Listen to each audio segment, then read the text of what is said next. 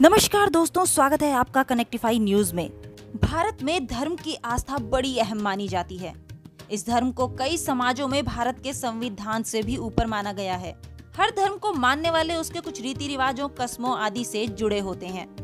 पर इतिहास को देखने पर हमें मालूम चलता है कि सभी धर्मों में कुछ समय के लिए और शायद आज भी कुछ ऐसी अमानवीय कृतियों को अपनाया गया जिससे एक ही धर्म के लोगों में दरार आ गई।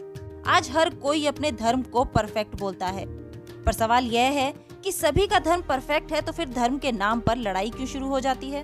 किसका धर्म परफेक्ट? इस सवाल का कोई जवाब है? इस सवाल का जवाब इतना कॉम्प्लिकेटेड है कि भैया एक शख्स ने कहा, छोड़ो सभी धर्मों को अपना नया धर्म बनाते हैं। नाम बिरसा मुंडा। आदिवासी समाज के वो चेहरे जिसको अंग्रेजी सरकार ने दबाने की हर संभव कोशिश की, लेकिन आदिवासियों के संघर्ष के आगे अंग्रेजों को सफलता कहाँ मिलने वाली थी।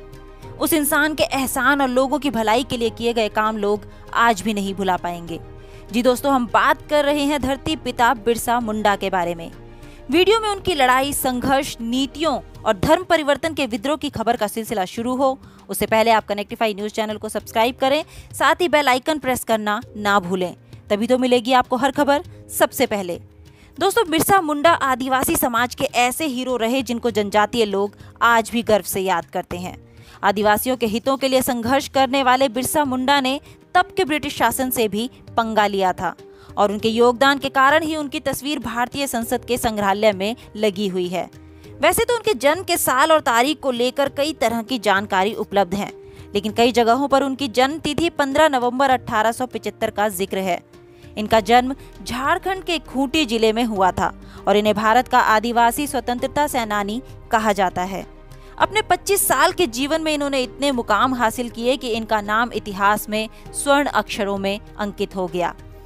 कहा जाता है कि बिरसा मुंडा पढ़ाई में बहुत अच्छे थे और इसी कारण लोगों ने उनके पिता से उनका दाखिला जर्मन स्कूल में कराने को कहा, लेकिन ईसाई स्कूल में प्रवेश के लिए ईसाई धर्म अपनाना बहुत जरूरी था, तो जर्मन स्कूल में दाखिला कराने के लिए बिरसा का नाम बदल कर रखा गया बिरसा डेविड।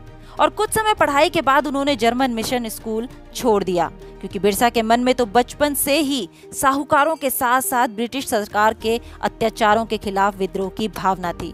और यहीं से शुरू हुआ बिरसा का जबरदस्ती धर्म बदलने के खिलाफ लोगों को जागरूक करने का काम, साथ ही आदिवासियों की परंपराओं को जीवित रखने का प्रयास भी।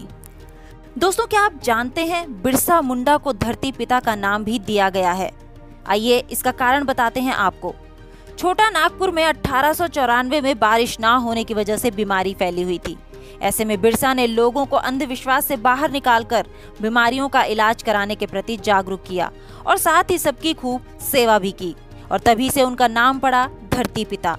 अब अंग्रेजों ने आदिवासियों से जंगल के अधिकार छीनने के लिए शुरू किया इंडियन फॉरेस्ट एक्ट, और इसके बाद शुरू हुआ अंग्रेजों का जमींदार व महाजनों के साथ आदिवासियों पर शोषण, जिस पर बिरसा चुप नहीं बैठे और शुरू हुई उनके संघर्ष की लड़ाई।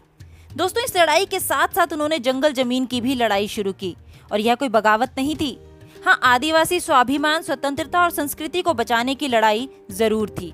इसके साथ ही बिरसा ने हमारा देश हमारा राज का नारा दिया। आदिवासियों की जमीन और वन संबंधी अधिकारों की मांग को लेकर वह सरदार आंदोलन में शामिल हो गए, जिससे उन्हें लगा कि ना तो आदिवासी और ना ही ईसाई धर्म इस आंदोलन को प्रमुखता दे रहे हैं, और इससे प्रेरित होकर उन्होंने एक अलग धार्मिक पद्धति की व्याख्या की, जिसे मानने वालों को आज बिरसाइत कहा जाता है। दोस्तों, कहा जाता है कि बिरसाइत धर्म का पालन करना बहुत कठिन है। इसमें मांस, मदिरा, खैनी, बीड़ी को किसी भी कीमत पर हाथ नहीं लगा सकते। यह लोग बाल भी नहीं कटवाते हैं, चाहे स्त्री हो या पुरुष। साथ ही बताया गया है कि इसमें 3 पंथ के लोग हैं, एक जो बुधवार को पूजा करते हैं, एक वीरवार को और एक रविवार को। वैसे रविवारी लोगों की संख्या सबसे अधिक है। अब आप कमेंट करके ये जरूर बताइएगा कि हमारी आज की प्रेरणा और संघर्ष भरी वीडियो आपको कैसी लगी। साथ ही कीजिएगा कनेक्टिफाई न्यूज चैनल को सब्सक्राइब। मैं ज्योति फिर मिलूंगी आपसे अगली खबर के साथ। धन्यवाद।